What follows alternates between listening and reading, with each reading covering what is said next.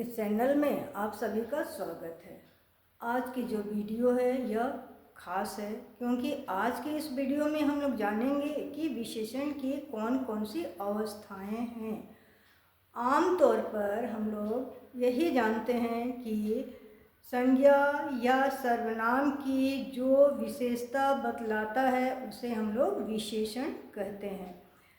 ये विशेषण जो है किसी में सामान्य होता है, किसी में उससे थोड़ा अधिक होता है और किसी में बहुत अधिक होता है। तो ये विशेषण का जो उतार चढ़ाव होता है इसे हम लोग तुलना कहते हैं। ये तुलना व्यक्तियों में, वस्तुओं में या भाव और विचारों में भी होता है। जब हम लोग तुलना करते हैं तो इसी तुलना को हम लोग क्या कहते हैं, तुलनात्मक विशेषण कहते हैं।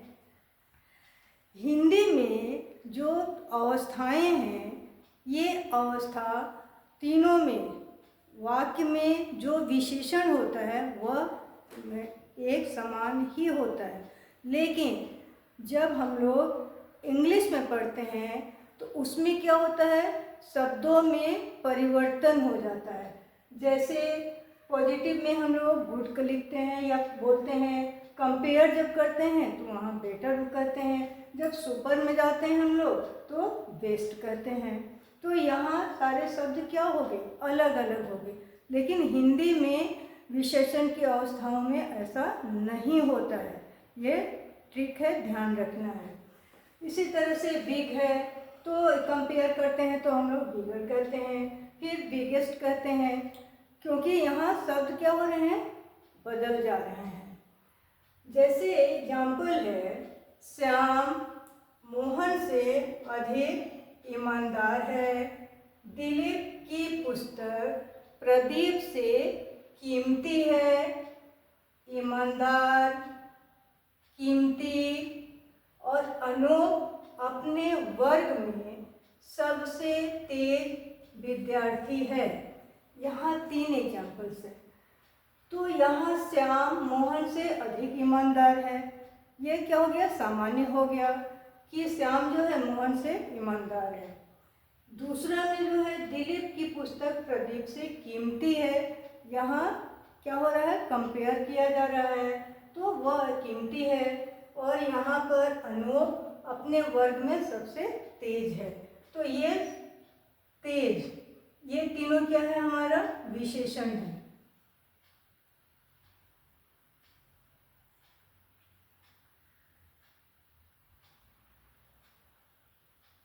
ठीक है, क्योंकि यहाँ सबके विशेषता को बतलाया जा रहा है। अब ट्रिक को यहाँ ध्यान में रखना है क्योंकि जितने भी कॉम्पिटिटिव एग्जाम आते हैं, बोर्ड की जो परीक्षाएं होती है उसमें पूछा जाता है कि कौन सा शब्द, ये वाक्य दिया गया रहता है, वाक्य में कौन सा विशेषण है।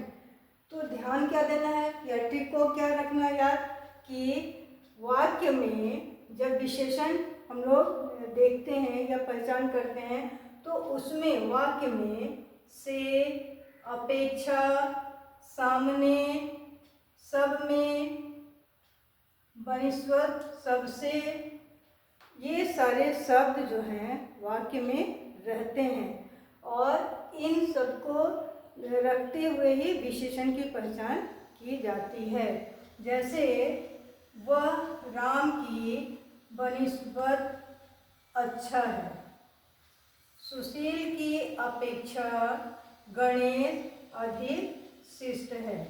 ठीक है, अपेक्षा, यह सबसे अच्छी पुस्तक है, सबसे अच्छी पुस्तक है। तो ये तीनों जो वाक्य हैं, इन तीनों में ये सारे शब्द वाक्य के बीच में हैं। तो यहाँ ये सारे, या जिस भी वाक्य में ये सारे शब्द हैं उसमें विशेषण की पहचान आसानी से हो जाता है। जैसे यह सबसे अच्छी पुस्तक हो गया। इसके अतिरिक्त हम लोगों ने क्या देखा कि संस्कृत में सॉरी, इंग्लिश में जो शब्द होते हैं वे बदल जाते हैं, हिंदी में नहीं बदलते हैं। इसी तरह से संस्कृत में जो है ये बदल जाते हैं। और यदि शब्द दिया जाए श्रेष्ठ, तो बदलता कैसे है, उसमें क्या प्रत्यय जुड़ जाता है, उसमें संस्कृत में तर और तम प्रत्यय लगा करके शब्द परिवर्तित कर दिया जाता है। यदि हम लोग कोमल को लेते हैं, ऊपर में रख कर रही हूँ,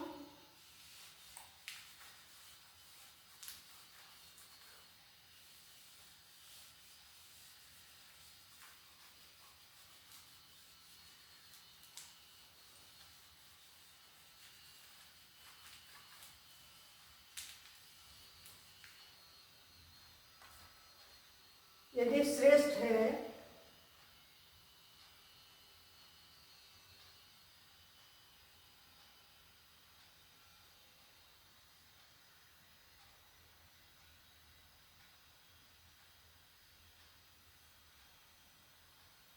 श्रेष्ठ, तर,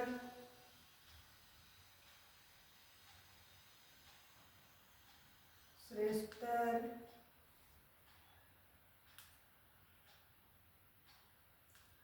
श्रेष्ठतम।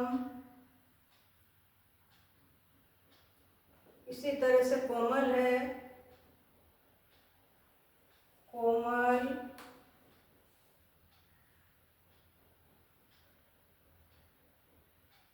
कोमलतर,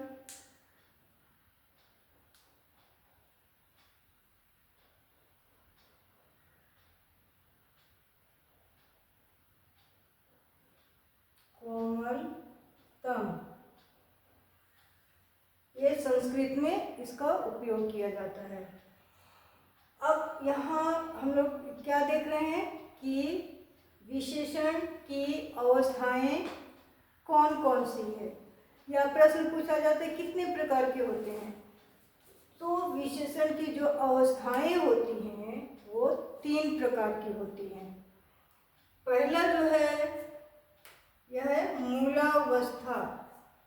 अब मूलावस्था किसे कहते हैं, तो जिसमें सामान्य विशेषण आता है उसमें वो मूलावस्था कहा जाता है। जैसे राम अच्छा लड़का है, तो यहाँ राम की तुलना किसी दूसरे व्यक्ति के साथ नहीं किया जा रहा है, केवल राम के बारे में ही कहा जा रहा है कि राम क्या है, अच्छा है। राम अच्छा लड़का है। तो ये सामान्य वाक्य हो गया समूलावस्था में। दूसरा जो है वह है उत्तरावस्था। उत्तरावस्था में क्या होता है कि यहाँ 2 व्यक्ति, उनके 2 लोगों के विचार, भाव या वस्तुओं के बीच में तुलना किया जाता है, कंपेयर, ठीक है। तो जहाँ 2 लोगों के 2 वस्तुओं की तुलना की जाए उसे हम लोग क्या कहते हैं, उत्तरावस्था कहते हैं। जैसे राम श्याम से अधिक बुद्धिमान है, तो राम की तुलना किससे की जा रही है, श्याम से की जा रही है, और ये कहा जा रहा है कि राम श्याम से अधिक बुद्धिमान है। तो यहाँ 2 व्यक्तियों के बीच में दोनों की तुलना की जा रही है। जहाँ तुलना की जाती है वहाँ उत्तरावस्था होता है, और दोनों में से जो विशेषण होता है वो उसकी पहचान आसानी से हो जाती है। जैसे यहाँ बुद्धिमान, यहाँ राम की जो विशेषता है वह बताई जा रही है कि वो कैसा है, वह बुद्धिमान है। इसी तरह से सोहन घनश्याम से अधिक समझदार है। सोहन की तुलना घनश्याम के साथ की जा रही है, और सोहन की विशेषता क्या है कि वह अधिक समझदार है। तो यहाँ दो के बीच में तुलना की जा रही है। तो जहाँ दो की तुलना हो उत्तरावस्था होता है। नंबर 3 जो है वह है उत्तमावस्था। उत्तमावस्था में क्या होता है कि यहाँ पर जब तुलना की जाती है, तो तुलना जब की जाती है तो क्या होता है, उतार चढ़ाव होते रहता है और उसमें एक को बहुत श्रेष्ठ माना जाता है, सुपर, और एक को निम्न कर दिया जाता है। तो ये कौन सा होता है, ये उत्तमावस्था होता है, जिसमें एक को उत्तम श्रेष्ठ माना जाए। जैसे अंकुर कक्षा में सबसे अधिक बुद्धिमान है।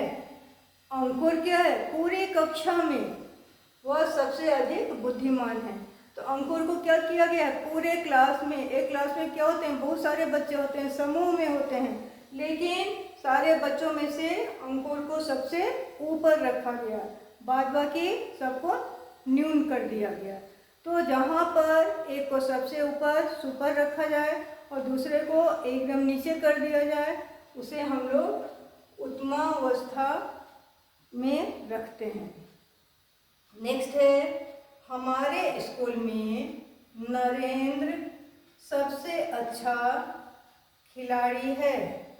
तो यहाँ पर भी खिलाड़ियों में नरेंद्र को सबसे ऊंचा बनाया गया और बाद बाकी को न्यून कर दिया गया। तो ये तीनों की ये विशेषता है। तो यहाँ विशेषण की जो अवस्थाएं हैं वह कितनी होती है, कितने प्रकार की, 3 होती है। एक सामान्य, याद रखने का ट्रिक क्या है, एक सामान्य, मूलावस्था सामान्य है।